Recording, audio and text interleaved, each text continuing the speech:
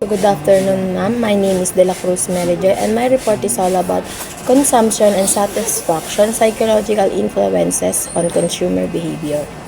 So first, let me explain what is consumer behavior, or a complex interplay of psychological, social, cultural, personal, economic, and technological factors.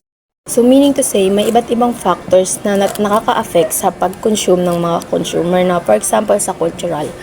Ang mga Muslim, mas pinipili nilang bumili ng meat na manok and beef kaysa pork. Bakit? Kasi di ba sa mga Muslim, alam naman natin na bawal sila ng pork. So hindi sila bibili o hindi sila magpo-purchase nun.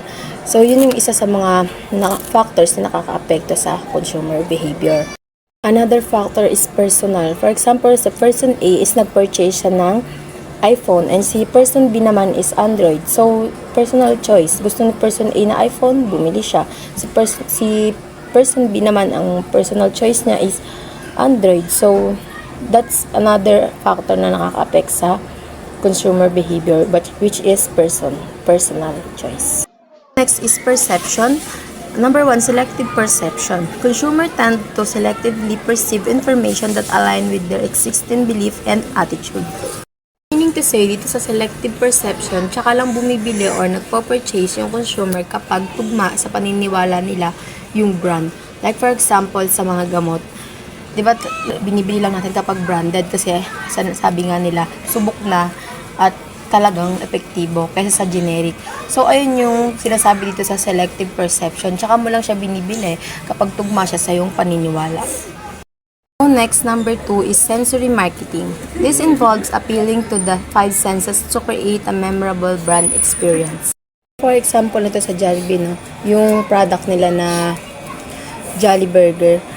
Pagbukas mo pa lang, pag amoy mo pa lang, alam mo na agad na Jolly Burger siya kasi meron siya sariling amoy na talagang mabango at masarap. Na kapag naamoy mo, mapapabili ka, no? Yung tinatawag na sensory marketing, pasok siya sa 5 senses. Yung sa Jollibee na binigay ko examples is sa smell. Kahit sa taste din naman, sa sight, talagang maaakit ka na bumili ng kanilang product. So, ayun lang po. Thank you.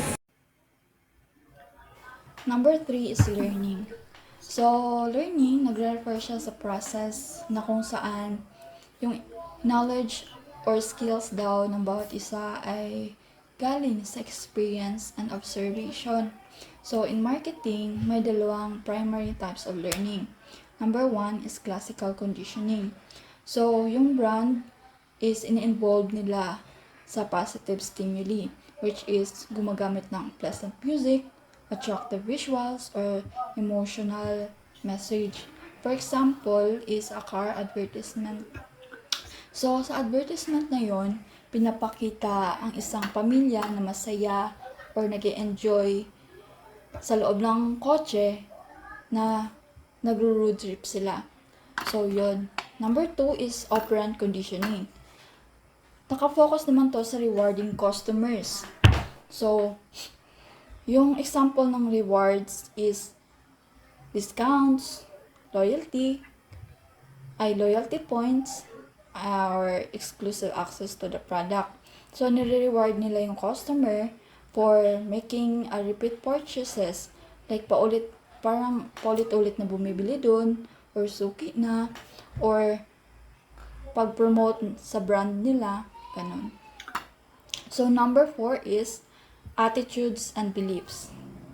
So, ito naman ay crucial factors na nakaka-influence sa customer decision making. So, number one is attitude formation.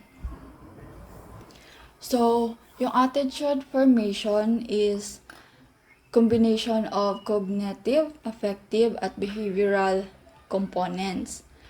Example nito is bumili ka ng detergent. So, nalaman mo na eco-friendly siya. That's cognitive. So, you're feeling happy kasi you're using a sustainable product, and that's effective. And then, you decide to buy it again kasi maganda siya for environment. So, that's behavioral. So, number 2 is belief change. So, yung mga paniniwala daw natin is nababago through persuasive communication at pag-provide ng evidence para ma-support yung information na yun. Information na yun.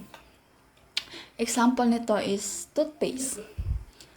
So, yung company na yun gumamit ng scientific data or dentist recommendation para ma-convince yung customers na mas effective yung brand nila kaysa sa iba. So, that makes the customers to buy more sa product mo. So, yun lang.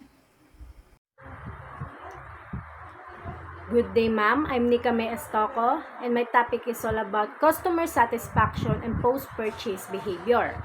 So, una, alamin natin kung ano yung customer satisfaction.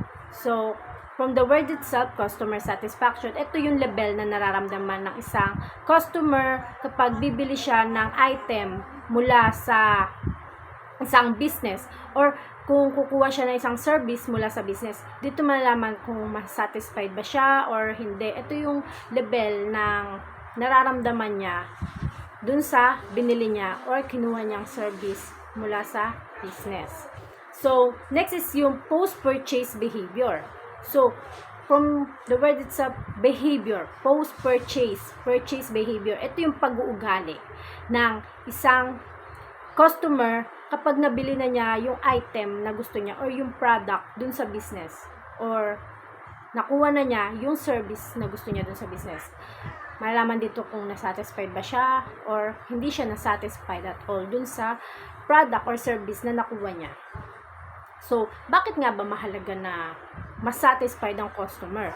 So, una, syempre, kapag satisfied ang customer mo, syempre, di ba, babalik siya or magiging suki mo siya or magiging loyal siya dun sa product or service na inaalok mo. Siyempre, di ba, kapag marami tayong suki or maraming loyal customer sa atin is mas dadami yung sales natin at mas makikilala yung brand natin. So, next is, syempre, di ba, kapag ang isang customer is nasatisfied, syempre, di ba, karaniwan sa atin na kapag nagustuhan natin yung product na ginagamit natin, isasabihin natin siya sa mga kakilala, pamilya, or kaibigan natin, na dapat itry nyo to kasi ang ganda ng effect sa akin. So, mas kakalat yung brand awareness or yung mas lalawak yung nakakaalam sa brand mo as mas tataas yung sales mo. So, next doon is yung hindi sila makakaramdam ng regret. So, di ba kapag bumibili tayo, di ba kapag hindi tayo na-satisfied is parang nagsisisi tayo na bakit ba binili natin to, hindi naman pala maganda. So, kaya importante na masatisfied natin yung customer para hindi sila makaramdam ng ganong regret. So, good day, ma'am. So, my topic is about customer satisfaction and post-purchase behavior. So, first, alamin natin kung ano nga ba yung customer satisfaction. So, from the word itself, customer satisfaction, ito yung level na nararamdaman ng isang customer kapag nabili na niya yung item na gusto niya or yung product na gusto niya dun sa business. Or ito yung kapag natanggap na niya yung gusto niyang service na makuha dun sa business. So, ito yung nararamdaman niya or level kung masasatisfied ba siya o hindi dun sa natanggap niyang product or sa service na kanyang natanggap. So, next naman is yung post-purchase behavior. So, yung post-purchase behavior, ito naman is about sa ugali ng customer kapag nabili na niya yung product or nakuha na niya yung service na gusto niya sa business. So, dito na malalaman kung satisfied ba siya or hindi siya na-satisfied dun sa nakuha niya na yon. So, bakit nga ba mahalaga na masatisfied ang customer? So we all know na kapag satisfied ang customer sa product or sa service na inaalok ng isang business is babalik at babalik yung mga customer na yon para bumili or para makuha ulit yung service na inaalok ng business na yon. So, malaking impact din to kasi magbibigay ito ng good review or positive words. Syempre, 'di ba, kapag tayo nagustuhan natin yung isang product na inaalok ng isang business is, 'di ba, karaniwan sa atin is sinasabi natin or kinukwento natin sa ibang tao or sa pamilya, kaibigan natin na itong product na to is maganda at dapat i-try din nila. So, syempre kasama din na para hindi sila makaramdam ng dismaya or regret na ay ang pangit pala ng product na to, dapat hindi ko nabili. So, dapat mahalagang masatisfy natin para hindi sila makaramdam ng ganun na magsisisi sila sa uli kung bakit nila binili yung product dun sa business mo. So, next naman is yung